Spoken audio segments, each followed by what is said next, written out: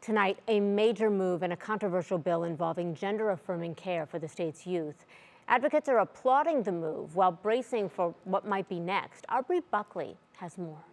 Ultimately, I believe this is about protecting human life.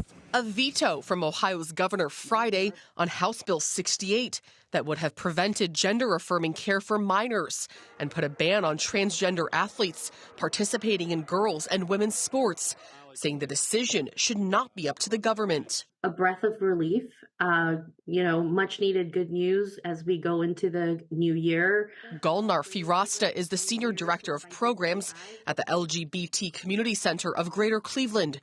She says this protects life-saving care for youth, following medical advice, allowing parents the right to make decisions for their child's care, mainly mental health services. It is a fallacy when people assume that gender-affirming care means surgical care.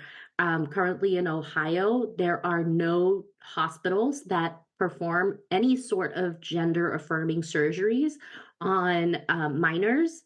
It is also not a best practice. Though advocates are bracing for a potential override of the veto or for the legislation to be rewritten. In order for the governor's veto to be overridden, both houses of the legislature would have to have a 3/5 vote.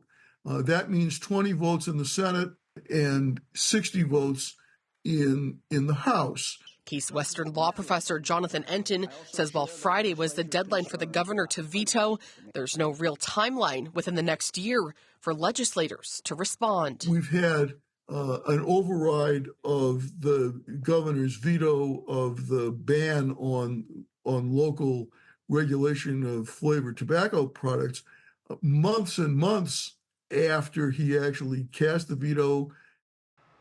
So for the other side, those who oppose House Bill 68 say they're disappointed with DeWine's decision. For example, Secretary of State Frank LaRose said, quote, "We have a duty to protect safety and fair competition for female athletes and to protect children from being subjected to permanent life-altering medical procedures before the age of 18, end quote." Christy? All right, Bree, we appreciate the update. Thank you.